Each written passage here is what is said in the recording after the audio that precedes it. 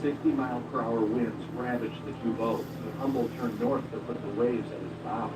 It was obvious he couldn't survive towing another ship behind him. The steamer Matapa cut its barge loose when Captain Humboldt noticed his hatches were failing, so he attempted to thread his way between the two piers here at Duluth. The wind spun the ship into the north breakwall and punctured the hull of the ship. Matapa started to settle, and the crew were marooned less than a half-mile from the safety of the city. Lifesavers tried 3 times to shoot a line to the wreck, but the sharp rocks evidently cut the lifeline in two. Pittsburgh Steamship's management agreed the rescue would have to wait until morning, and a bonfire was lit right here on shore to encourage the stranded crew. That fire had another side benefit, guiding Captain Cottrell of the steamer George Gould into Duluth. There was a tremendous snowstorm, and because of the kind of amphitheater construction of the Duluth hillsides here, virtually everybody in the community could see what was happening in the waterfront. And it was customary when there was serious storm activity to kind of focus on the activity down at the canal. And it was usually a fairly dramatic pageant with ships coming and going in the canal here with heavy waves.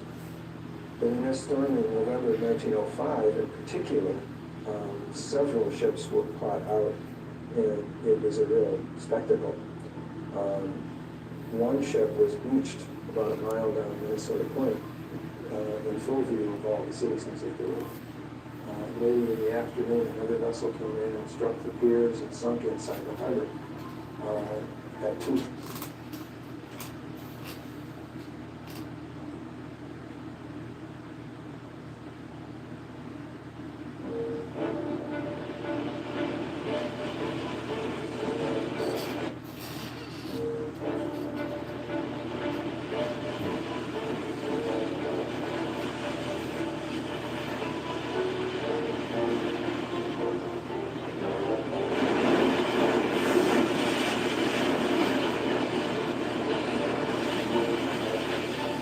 The Drake Passage has been feared for centuries. It's where nature takes control and humans hang on, hoping to make it through. Every ship bound for Antarctica must face this obstacle first. It's not a wall, it's not a gate, just open ocean. But this ocean doesn't welcome visitors. It tests them.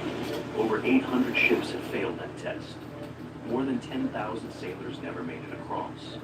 This is the Drake Passage, one of the most unforgiving places on Earth.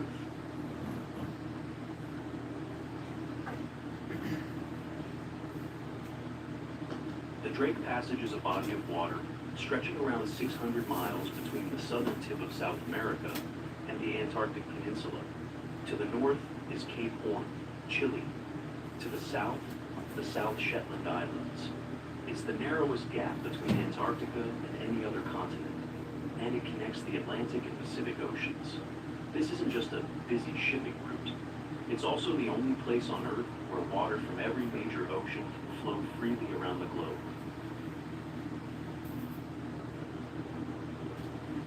The Drake Passage exists today because of a major shift in Earth's tectonic plates.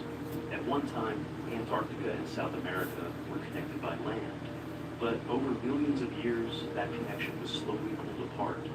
As the two continents drifted away from each other, a deep channel opened between them. The separation created a narrow but critical gap in the southern hemisphere. That new gap allowed the Antarctic circumpolar current to form, the only ocean current on Earth that circles the entire planet uninterrupted. It flows west to east around Antarctica, moving a staggering volume of water and energy. This current isolated Antarctica from warmer northern waters, triggering the growth of its vast ice sheets and transforming the global climate system. But the same current that reshaped Earth's climate also flows directly through the Drake Passage. With no land to slow it down, it builds speed, power, and unpredictability, laying the foundation for one of the most dangerous stretches of ocean anywhere on Earth. Ladybird. The first known European to encounter what we now call the Drake Passage wasn't Drake at all.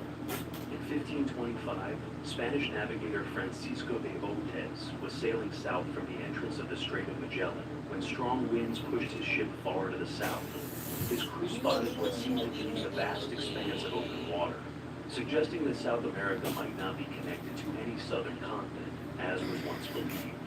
Because of this early encounter, Spanish sources often refer to the Drake Passage as Mar de Outes in his honor, but that name wouldn't carry across Europe. In 1578, English privateer Sir Francis Drake passed through the Strait of Magellan with 3 ships, Marigold, Elizabeth, and his flagship, Golden Hind. As the fleet entered the Pacific, a violent storm blew them south, deep into uncharted waters. Marigold was lost. Elizabeth turned back. Only Drake's Golden Hind survived and emerged into the open ocean.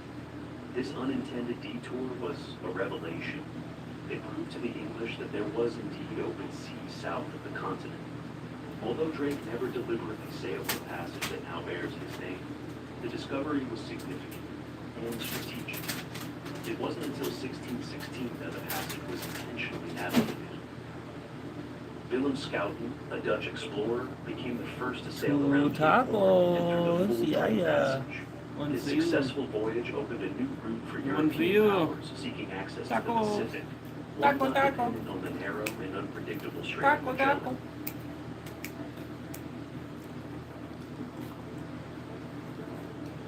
There are a few reasons ships struggle in the Drake Passage. First, with no land to block it, we can travel around the globe almost without interruption. That builds speed and power. Gusts regularly hit 70 miles per hour. Second, waves. All that wind transfers energy into the water. Combine that with strong currents, waves can reach 30 feet high. Some have been recorded at nearly 65 feet. Third, currents. The Antarctic circumpolar current doesn't just flow fast, it accelerates through the narrow gap. That creates eddies, circular movements of water, that can throw a ship off course. Fourth, ice. Massive icebergs break off Antarctica and bring north. Some are larger than entire cities. Navigation becomes a matter of survival, and all of these hazards can appear at once. In fact, they usually do.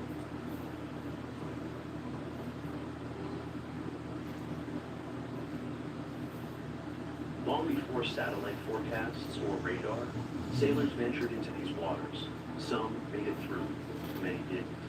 In 1741, during a British naval expedition to the Pacific, the HMS Wager attempted to round Cape Horn. As it entered the Drake Passage, the ship became separated from its squadron in the midst of brutal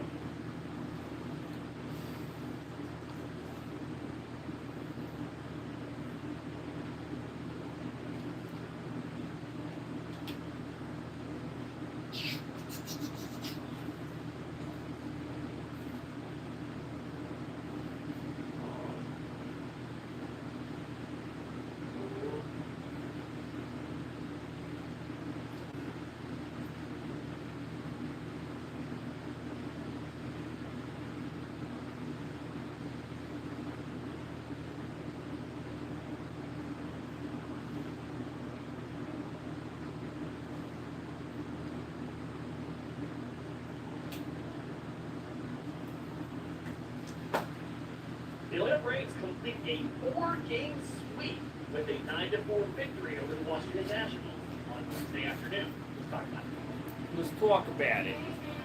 The Braves won again. This is the Braves Podcast.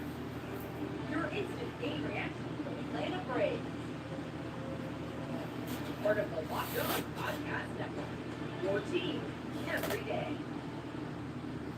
Yes, we're on into the Braves postcast. Part of Locked On Sports Atlanta. We cover your Atlanta sports teams each and every day. I'm your host, Crosby, author of the Braves Day newsletter, or BravesDay.com, on social media at Crosby. We want a bird in there more, but Braves catcher on social media at Shortstop. Make sure you're subscribed to Locked On Braves. Very podcast based on a ton of stuff, including, if the schedule is normal, a mailbag with your questions coming on Friday. But I want to talk about this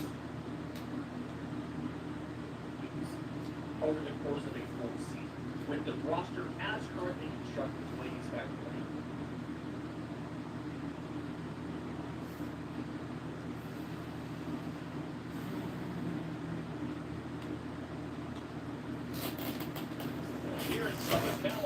the Phillies have already won the series over the Los Angeles Dodgers, but they'll look for this series sweep tonight. It's game 3 and the final game of the regular season between these two powerhouses.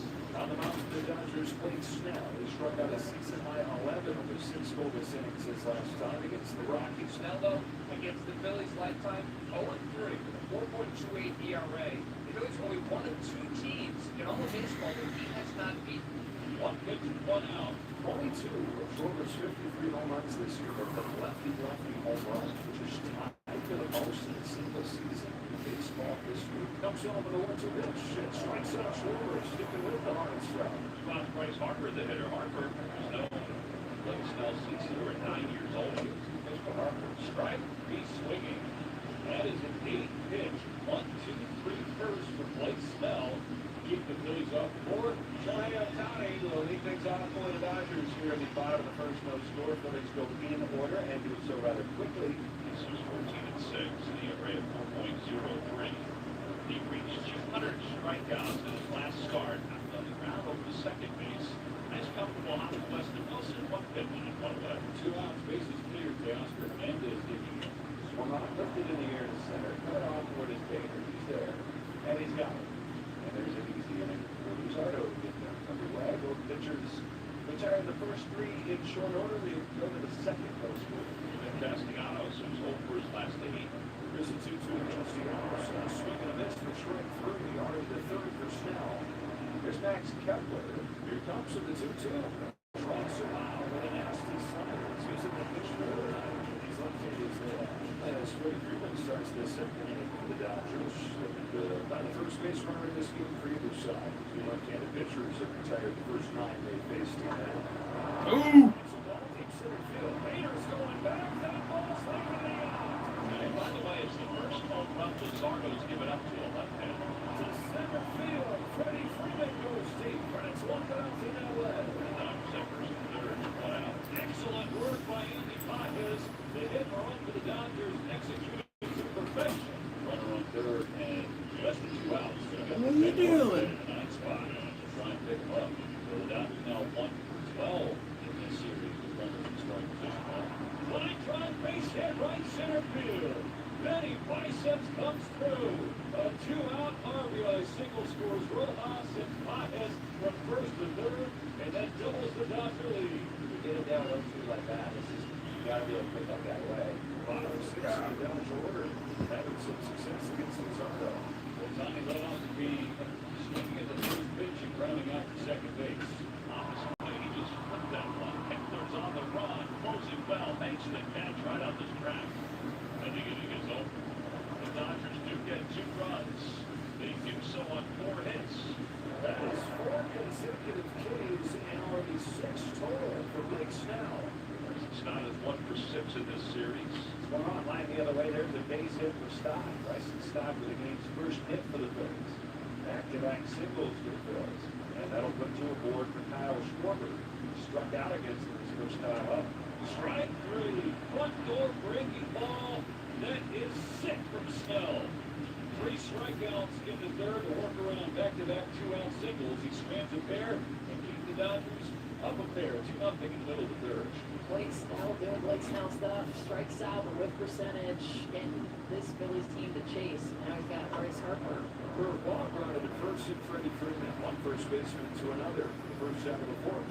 Only 2 base runners for the Phillies against Snell so far. Castellanos going to play the year. Swing and a miss. Strike 3. 8 strikeouts through 4 innings. Sends the Phillies down in order. Pretty easy money there for Blake Snell. Here we got the line for Kike Hernandez. Puts him in a scoring position. Here with 2 gone in the 4th. Center field. There's going to be an error on Jesus. Dodgers got to worry about the hitter. Hernandez come through. And the center field, he really can. Dodgers take advantage of this little 2-out chance. And a series of mistakes costing Luzardo. Snell on the verge and double-digit Ks. There it is right there. Finishes off Wilson with a change-up.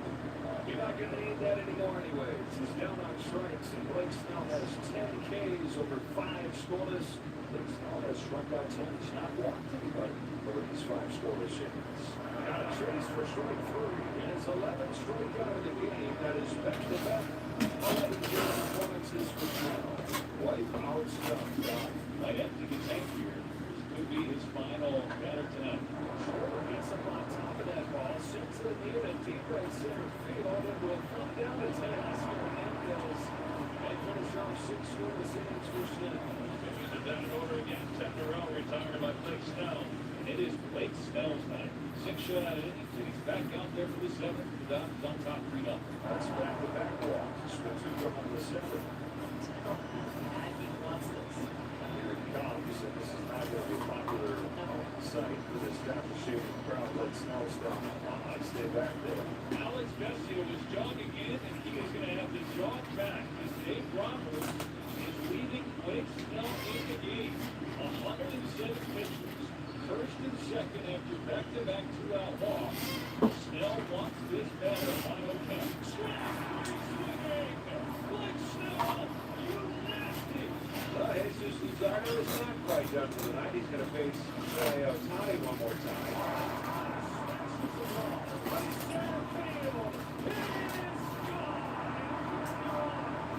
Al Smith for insurance.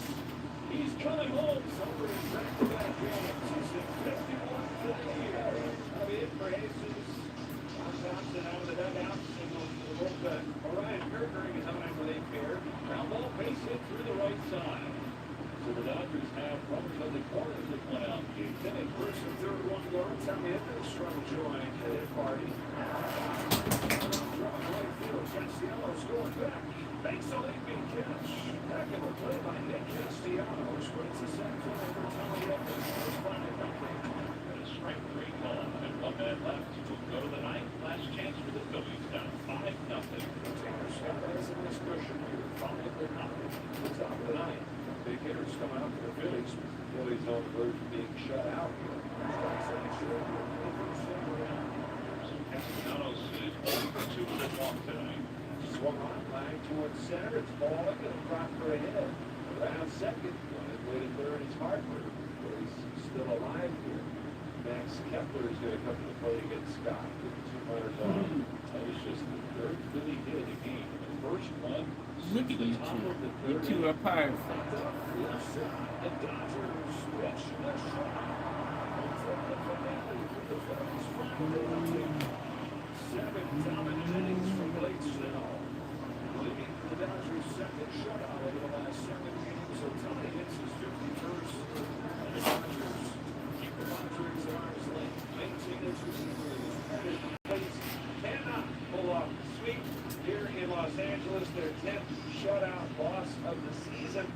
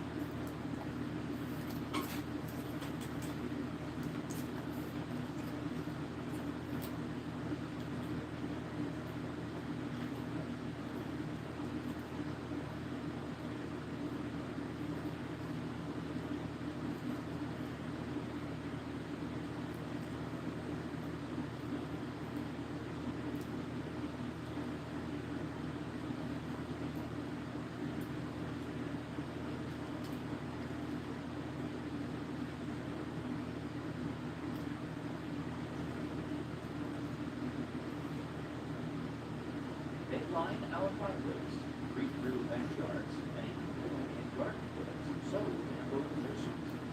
Most of us take a hard part of the scene, but hidden in plain sight, these are silent figures. They help keep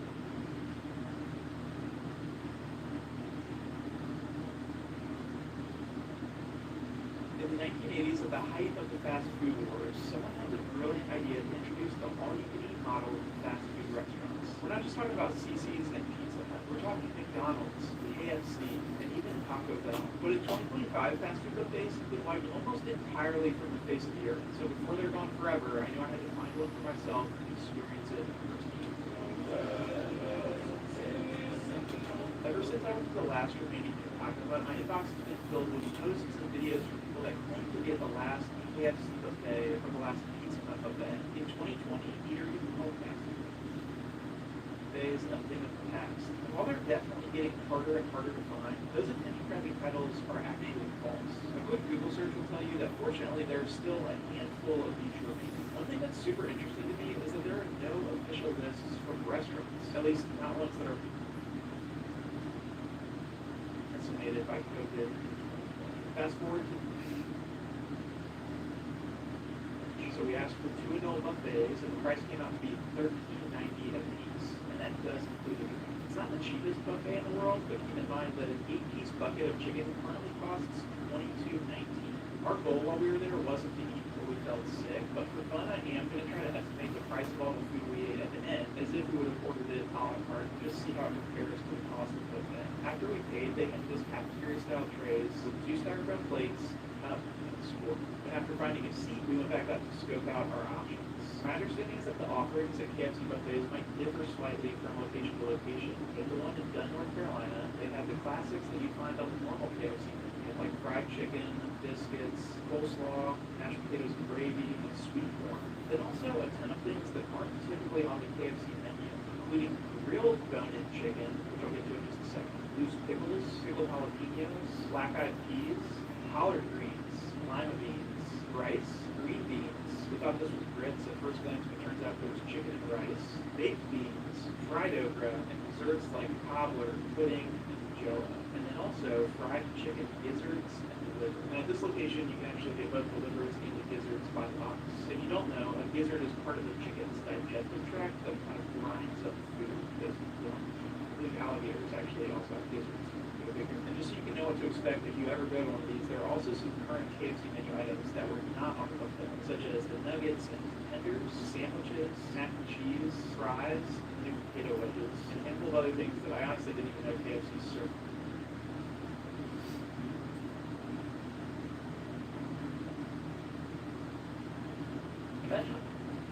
Imagine a place so vast, you can swallow Texas, California, and Montana whole, and still have room to spare. A land of staggering wealth, rivers of flowing beneath its surface, and forests stretching to the horizon. A place that not only welcomes the residents, but literally pays them to stay, handing out a yearly check from its riches. This isn't some distant country. It's Alaska. Yet, for all of its size and treasure, it remains one of the most sparsely populated places on Earth. And that in turn is a physical geography that you won't believe. The first thing you have to understand about Alaska is its almost incomprehensible size. At over 580,000 square miles of land, it is more than twice the size of the next largest state, Texas. In fact, if you were to overlay it on the continental United States, it would stretch from the coast of California to the shores of Florida. But this isn't just a fun fact, it's the fundamental problem. This scale creates an unmanageable distance. Major population centers of Anchorage, Fairbanks, and Juneau are separated by hundreds of miles, and not of sprawling suburbs, but of long, untainted buildings. Because of this, connecting this colossal state is an immense challenge. Alaska has fewer miles of public roads than Vermont, a state over 70 times smaller. The iconic Alaska Highway is a lifeline, but it only serves a fraction of the state. For most communities, the primary highway is the sky. Small bush planes are the equivalent of family cars, and pilots who can navigate the treacherous mountain passes and unpredictable weather are local legends. This reliance on air and sea travel makes everything from groceries to medical care astronomically expensive and logistically complicated. It's an isolation that is hard for most of us to imagine, but this colossal size is just the opening act.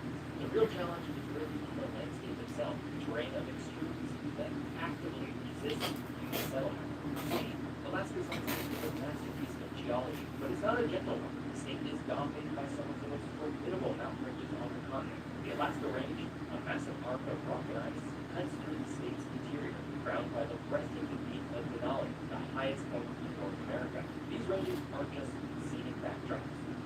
colossal weather machines and impassable barriers. They trap cold air, lock moisture, and make land travel between the coastal regions and interior a monumental undertaking. Of course, when the land isn't rising into jagged peaks, it's often frozen solid. Much of northern and western Alaska is tundra, a vast, treeless expanse underlain by permafrost, a layer of soil, gravel, and sand that remains frozen year-round. Building on permafrost is like trying to construct a house on a block of ice that is constant, subtly trying to melt. Structures require deep, specialized foundations to avoid sinking or crumbling as the ground thaws and refreezes. Roads fork and crack, forming trunkless forests where trees tilt at wild angles as the ground shifts beneath them. Agriculture is nearly impossible. It's a land that quite literally refuses to be tamed. And if the ground beneath your feet is hostile, the sky above can be even more unforgiving. The Alaskan climate is a story of extremes, defined by two powerful forces: cold and darkness.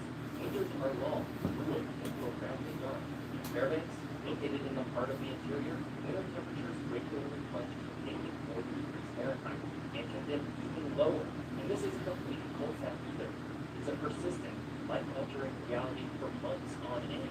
But perhaps more challenging than the cold is the darkness. Due to its high latitude, northern Alaska experiences the phenomenon of polar night.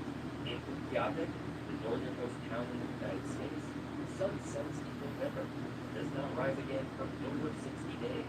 This prolonged darkness can have a significant psychological impact, contributing to seasonal affective disorder and a deep sense of isolation, while the summer brings the opposite extreme, the famous midnight sun, where the sun barely dips below the horizon. While this might seem awesome, this constant light can be just as disruptive to natural sleep cycles. This constant battle with extreme light and temperature cycles is a fundamental part of Alaskan life, a wearisome tax on the human spirit. Living in Alaska means constantly battling the land, the cold, and the darkness. It's an endless struggle against the elements, which makes you wonder, who are the first people to look at this literal landscape and decide to make it their home? Living in Alaska is a battle against the elements, a creative reputation shouldn't be. We all wasted hours staring at our own PowerPoint presentation, which is why I'm excited to talk about today's sponsor, Gamma, with their new annual remote launch, making presentations easy and effortless. To test it out, I needed a single prompt: create a pitch deck for a Sahara Desert travel series, someplace I'll actually be traveling to on a level class. In minutes, they generated a complete, visually stunning presentation. It drafted the outline, generated the script, and applied a professional theme. And unlike with traditional software, you can really fun. It's like the animated code that it itself creates. But the most powerful feature is the Gamma agent, the personal AI partner that refines content on demand. You can ask it to this board about your investments, and it will restructure the entire club. Gamma lets you put your big ideas. Honestly, after using this you stop battling the software and rewrite this code. You can try Gamma free and see the power of Gamma at gamma.app. Remember, that's gamma.app. And once again, a huge thank you to Gamma for sponsoring this video. Long before any craft came to Alaska, this land was a thriving and surprising home. The first peoples, ancestors of the Inupiat, Yupik, Aleut Athabaskan, Tlingit, and Haida, among others, were not just surviving in a harsh environment, they were mastered them. Over thousands of years, they developed an astonishingly sophisticated understanding of the land, and they engineered technologies like the skin-covered kuya for whaling in treacherous Arctic waters, the toggling harpoon that revolutionized the hunt, and snow goggles to prevent blindness from the endless glare of the spring ice. These people were just as much engineers as the Europeans of the time, but their existence was not one of conquering the land, but of living with it. They built a world of intricate knowledge of animal migrations, behavior of sea ice, and the properties of every plant. Their populations were small and dispersed, not because of failure, but by design. It was impossibly hard to have large settlements in such an inhospitable place. For thousands of years, this was their world. Stable and intricate network of cultures, perfectly adapted to the north. But across the vast Pacific, a new power was rising, one that saw Alaska not as a home, but as a treasure chest waiting to be unlocked. In the mid-1700s, Russian explorers sailing east under Vickers Bering made contact with this new world. But they weren't looking for land to settle. They were looking for wealth, and they found it in the pelt of the sea otter, a bird so prized in China it became known as soft gold. This discovery unleashed the French that the ruthless Russian fur traders descended upon the Alaskan coast. The arrival of Russians was catastrophic for the indigenous peoples, particularly the Aleut of the Aleutian Islands. The traders forced them into servitude, calling them to hunt the otters with brutal efficiency. Disease, violence, and subjugation shattered communities that had existed for millennia. The Russian-American company established a colonial capital at Sitka, but their control was always fragile. They maintained a string of coastal forts and trading posts, but the vast, formidable interior remained the undisputed domain of the Alaska-Athabascan people. In the end, Russia's grand American colony was inexpensive, overstretched, and ample, and as the sea otter population was coming to near extinction, the enterprise began to fail. Russia's grip on its massive American colony was weakening, and this set the stage for one of the most misunderstood and ridiculed deals in modern history. When the United States purchased Alaska from Russia in 1867 for $7.2 billion, about 2 cents an acre, most Americans thought it was a colossal joke. Newspapers went with the deal, calling the new territory Swords Folly, and Johnson's polar bear guard after the Secretary of State and President pushed it through. For decades, it seemed the critics were right. The U.S. government largely ignored its new possession, leaving it under the loose control of the Army and Treasury. It was a remote, lawless frontier, a land of immense size with no perceived value, but its significance was really that completely changed how America saw its colonial territory. In 1896, gold was discovered in the Klondike region of neighboring Canada. Suddenly, Alaska was no longer a frozen wasteland. It was the gateway to riches. A massive, chaotic flood of over 100,000 prospectors poured into the region, transforming sleepy coastal towns like Skagway into lawless towns overnight. The Klondike Gold Rush seared Alaska into the American consciousness as a land of adventure, risk, and immense potential wealth. Gold brought people, investment, and attention, but a rush is, by its nature, temporary. The booms and busts of gold and later copper defined Alaska's early American identity. It created a get in, get rich, get out mentality that lingers to this day. But it wasn't a precious metal that would ultimately shape modern Alaska's identity and create this unique economic paradox. It was a different kind of buried treasure, a black gold that would change everything, leading to the strange reality where the state literally pays you to live in a place that almost no one wants to be. We've seen how Alaska's physical geography creates a constant battle against the elements, and how its past has forged a boom and bust identity. Now, we arrive at the final question of this video. With all its oil wealth and a state government that literally pays you to live there, why is Alaska still so empty? They are literally handing out money. The answer lies where the land, the history, and the modern economy collide. It's found in a fascinating paradox where Alaska's greatest treasure is also its greatest trap. The discovery of a colossal oil field after Doe Bay in 1968 changed Alaska forever. This wasn't like the fleeting gold rushes of the past. It was a sustained river of wealth. To transport it, the U.S. built the Trans-Alaska Pipeline, an 800-mile steel artery that snaked across the frozen tundra, over 3 mountain ranges, and across hundreds of rivers. It was a triumph of human desire for wealth over the awesome geography of the state. With this newfound fortune, Alaska's leaders did something remarkable. They established the Alaska Provident Fund, saving a portion of the oil revenue for all future generations. It's this fund that generates the famous Provident Fund dividend, an annual check sent to nearly every man, woman, and child in the state. This fire hose of oil money created a unique situation that sounds like a dream come true. A state with no income tax that pays you to live there. And here's where it gets really interesting, because this very benefit hides a fundamental economic trap. You see, the overwhelming flow of oil revenue created an economy almost entirely dependent on a single volatile industry and didn't foster the growth of other sectors.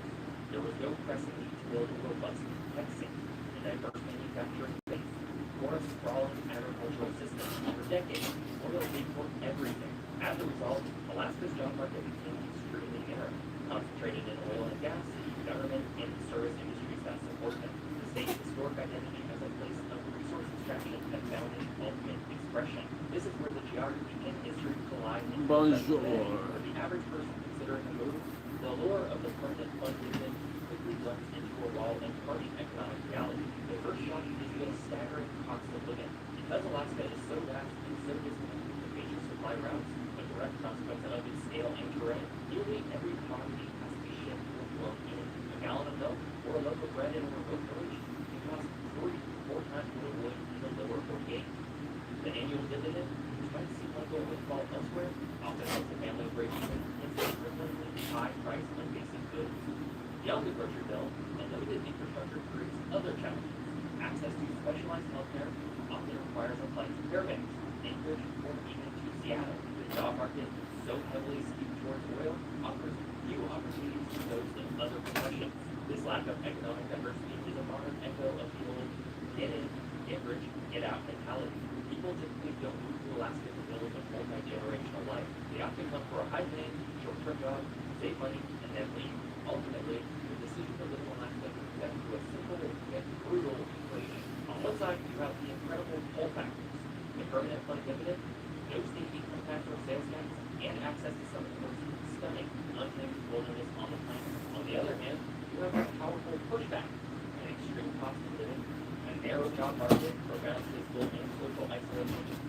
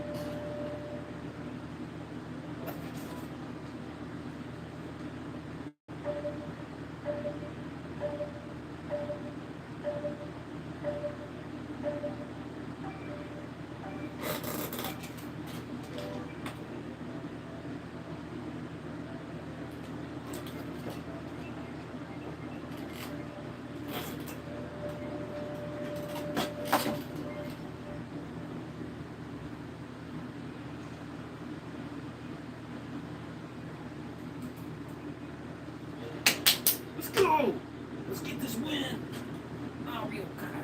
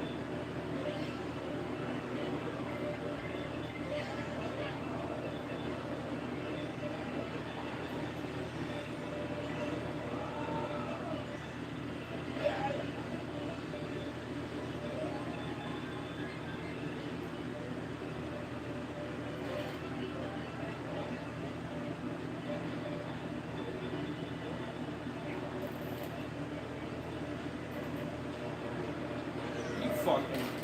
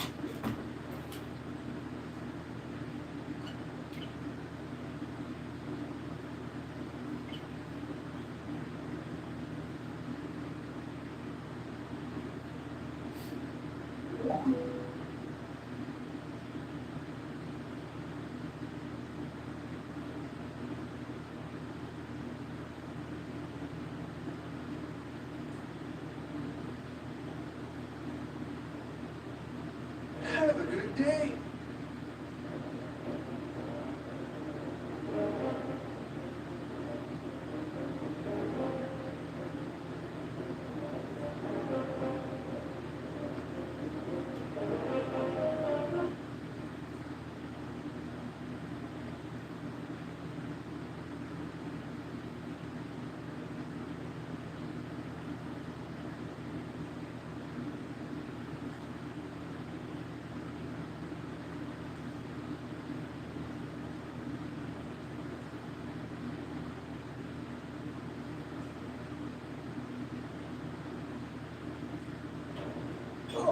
Hey, how's it going? Elliot Bees here. You know what? I've been trying to lose weight.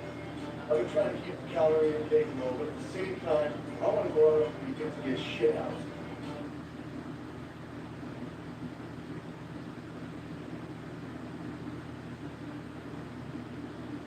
Hey, Elliot Bees here.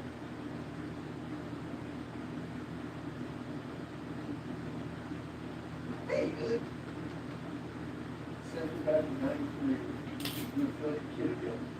So, it's without further ado, I really kind of don't want to even open this, but I feel like it. So, let's open this up. This has not been opened in 20 years. Crystal Pepsi, friends.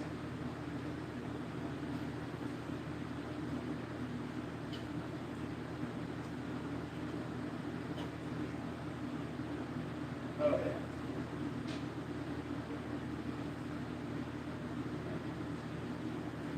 That's good. Kind of smells like old man nut sacks out.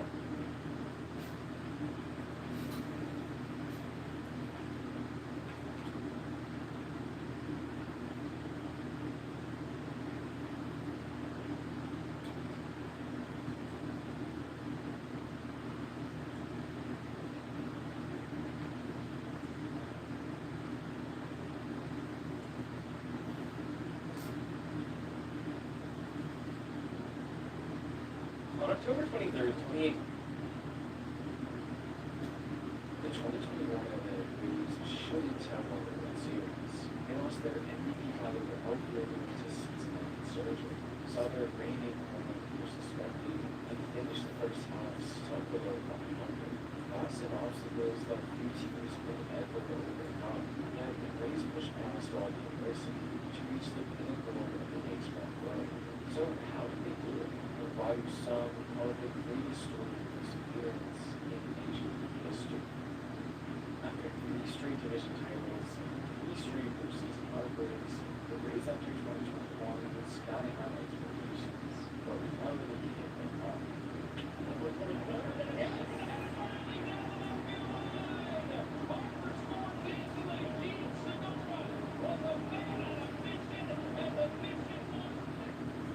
They suffered a heartbreaking walk-off loss to the division rivals on opening day, and the rest of the month continued in the same disorderly fashion.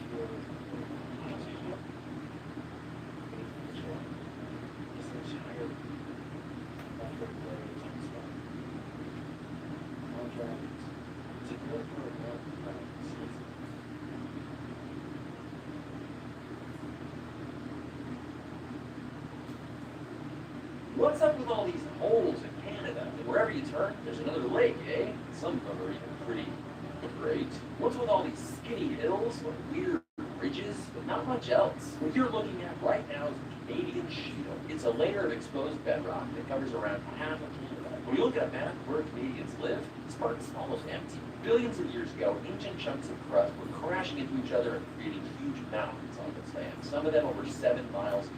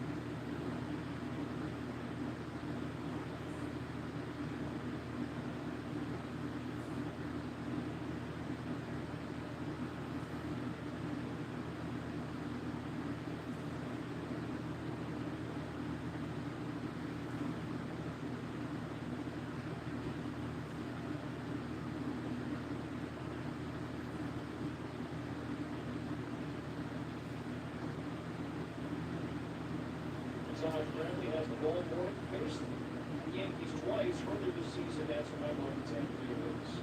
Everybody there. And Bradley strikes out Grisham. Yeah, he tonight after a couple minutes in right field. And out to right center field. And as he came up against the wall, played out there by Walker, and Judge has himself a double. Really good off the stroke. Fastball. His fastball on the third base side has a little water side run. It runs into the air a little bit, but they don't stay inside that. On the top, I think he could walk for 8 times. He could spark the walk for 4 times.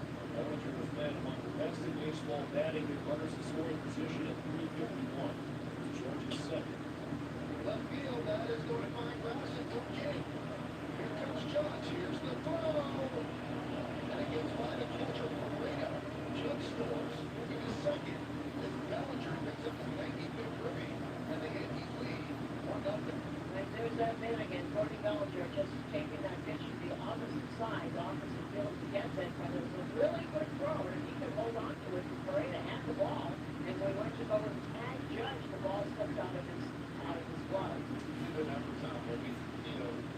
The one-loss record's good, the ERA's good. If you can pick on anything, it's the amount of walks in the 41 in the third inning was not good. Let's take a look at the scatter report. Well, he was fantastic at that way. He won 6 innings and didn't allow a hit. And that was just a big win for the Yankees to start that series. Miscellaneous playing as well as he has played this week. Which safely the Cricket has 13 straight games, running a 5-game streak and make it 6. Mark will give it a turn and hang on as Grisham gives it back in. So Neal did not give up a single hit Friday, and Fenway gives up 1. Second batter of the game, so Mark is on base. We'll see the 20 games played. Goldschmidt the second run. On the first, it's a double play. 3-6-3. And the Twins are down in the first. We go to the second. 1-0 Yankees. There he goes, Minnesota home second. 5 and 6 coming up. And he's got a run. 3-1 pitch for center line. Walner leading and they throw it away. So Walner will give it a glance and stop at second base. That'll be a throwing error on Neal. But after a throw, Walner's out easily. Ground ball left side base in left field. Walner will go back to second base to stop at third. So Lee shoots it the other way. And the Twins have runners at the corners now for Roasters. Phillies hitting 234, 12 runs, 46 runs batted in. Boys 1 for 9 in the series. Lines a base hit to center. Walner scores to second. Lee and St. Royce Lewis are on 7 and it's a 1-1 game. Doggies ain't even sleeping. What a catch. Oh, he knocked it down. They're trying to get down and still. Got the force at second. He would have turned that into a double play, but the ball popped out his glove and then that's up enough to get the force at second. Really smart baseball. He knew that the shortstop would be there because he was going to be there if there was a ground ball hit because he was closer. And ends up being able to throw it. Snaky wax. Broke free with a head first dive, got in just under the jab. And then the Twins is 2-1.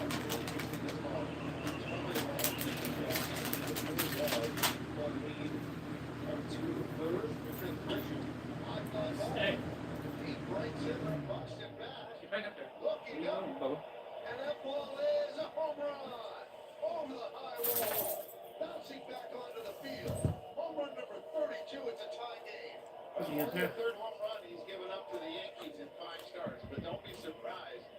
Trent Grisham has just been unbelievable this year. His 32nd home run. He does a great job of letting the ball get deep on him, and that's one of the reasons he has the ability for me to hit the off-speed, the change-ups, and the splits. 2-ball game. Paul Goldschmidt walked his first time and then was eliminated in a double play. Served down the right field line. That ball is there. Goldschmidt rounds first. He's going to go to second with a double. So a walk and a double for Paul Goldschmidt. 31st double on the year, and he was going to stop because he thought it was going to come right back to Walner, but it did not. It ends up bouncing over his head. You're going to watch this. It hits off the concrete and bounces over his head. I think Goldie probably would have stayed in first base. You're gonna see he's gonna slow down like, I don't know. I got it now. Here's Dominguez. Right out to center's first time. That one is ripped into right center field. It is a base hit, splits the outfielders, and it goes to the wall. Goldschmidt scores easily. Dominguez picks up an RBI double, and the Yankees are back up top 3-2. That's a pretty swing from Dominguez. You can see why they're so high on this young rookie. Powerfully built, as you mentioned, Danny, and he got the hands through a hurry that time. Last thing he wanted to do was walk down the arrow on 4 pitches, bring up the top of the order, the guy who took it deep his last plate appearance, 432 feet. I drive right field. There it goes. He's done it again. Another home run for Grisham. A 3-run shot. And the Yankees lead 6-2. Michael, that is only the second extra base hit in 66 at-bats that he's given up on that curveball. He'd given up 1 double.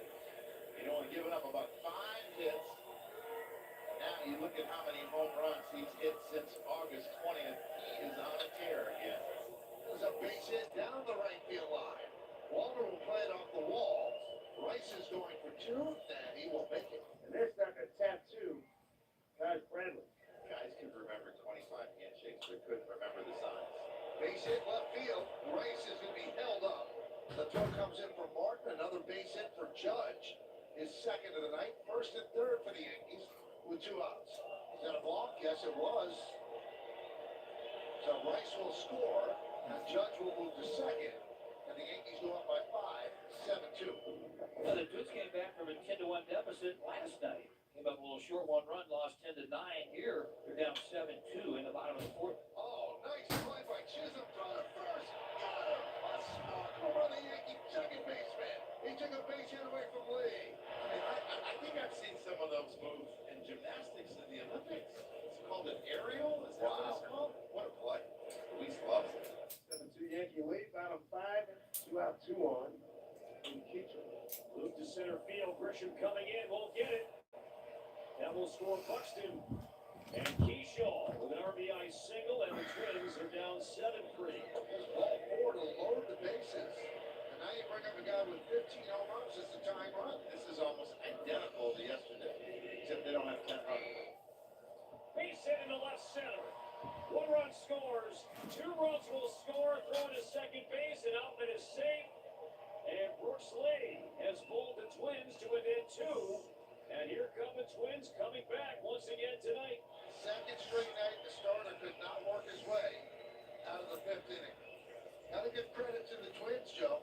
They've been fighting this whole series, and there's nothing to play for. They have scored a lot of runs in the last 2 nights, and they did a bunch again tonight. Joyce Lewis 2 for 2 tonight.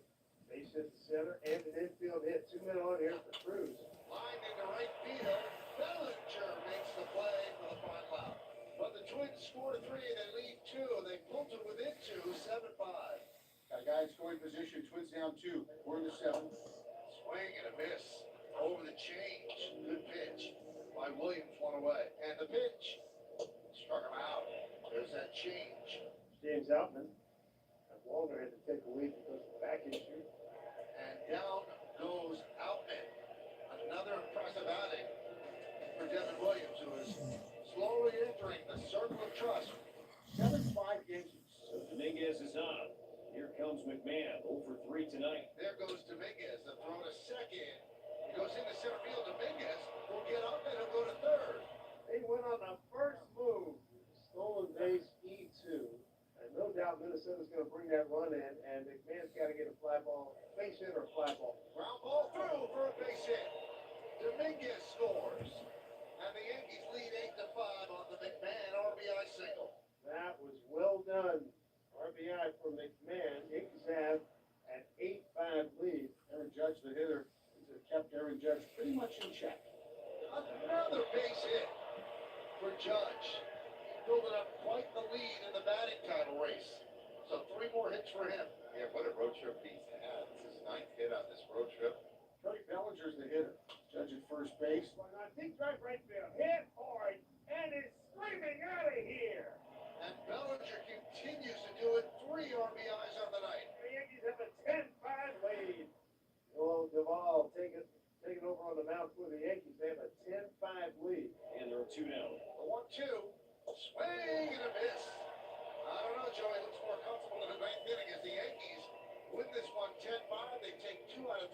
series, and on the Baltimore, and the magic number is down to 7.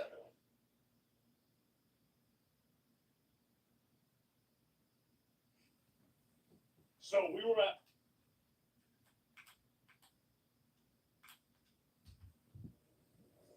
11 games to go in the regular season. The Giants beat the Diamondbacks today. The Reds beat the Cardinals. Mets are 3 games up in the loss column on all 3 pursuers. Padres have lost 13 of their last 21. They're still just 2 games behind the Dodgers in the NL West. And David Peterson will try and shut them down tonight. You know, Gary, his last 7 starts, he's given up 28 runs and 35 in the third. He's up now to 162 in the third innings. Never has pitched more than 128, and that was in the minors many seasons ago. Fernando Tatis Jr. will lead things off for San Diego. A liner in left field, a base hit for Fernando. And then a break down the middle with the four-seam fastball. And he turns on it, sends it into left for a single. Ball 4. A single and a walk to start things here for Peterson in the first inning. So here's Manny Machado with a chance to do some early damage. And Machado tops one toward third. Beatty's only play will be the first. And he gets Machado for the first out of the night as the runners move up. 2 in scoring position with 1 out. Gavin Sheets will be the batter. Looks one towards center field. Mullins coming in. Gonna make the catch. Fires homeward. Taking up was Fernando. He will score on a sac fly. And the Padres strike first on the top 1-0. Nick Pivetta is having the season of his life at age 32. Pavetta's numbers this year after a San Diego loss, Gary. 16 times he's taken the hill. He's 8-3 with a 2.10. He's been a stopper. Padres leading 1-0 with 2 out, nobody on. So it's 118 RBIs, 10 behind the league leader Kyle Schwarber. Alonso drills one deep left center. That's gone. Pete Alonso homers for the 3rd straight game. Number 36 for Pete. And that ties things up at 1. His 3-run homer on Sunday turned around that 8-game losing streak. And he is now on one of those rolls. From Citi Field in New York, Merrill, Jose Iglesias, and Jim Cronenworth. Somebody's hot. Somebody's hot in the batter's box right now. And a flare to left center field. That'll get in for a base hit for Merrill. SAB fouled some off, took some, and work as a base hit to start things here in the second inning. Little dribbler in front of the plate. Now comes the pitcher, Peterson. He'll throw him out. Almost worked like a bunt. We're trying to keep Merrill close at second. Cronenworth had a home run last night. Padres hit 3 home runs last night, but the Mets hit 4, and we have the game in their command the entire way. Look to shallow right center. That'll fall in for a base hit. Here comes Merrill around. He'll score. The Padres take it to 1 lead. Jim Cronenworth driving in a run. Well, it's not as if Peterson's getting knocked around here. I mean, the Merrill blooper was 74 miles an hour off the bat, and Cronenworth loops one in there, 70 miles an hour off the bat. So really, it's a couple of bloopers that fell in, and a good read there by Merrill, knowing that no one was going to make the catch. Well, the Mets starting to straighten it out after dropping 8 in a row. Won last night. Build something here as the chase for the wild card continues. Marte drives one deep left field. Forget that. That's way out of here. Starry Marte ties the game. Carlos Mendoza decided tonight to take Mark Vientos out of the lineup, put Starling Marte in, and Marte delivers. So a hit by pitch and walk. Sandwiched around a sacrifice by Diaz, and put 2 guys on here for Luis Arraez. We know Luis Courage, get back up there. against Peterson. What are you doing?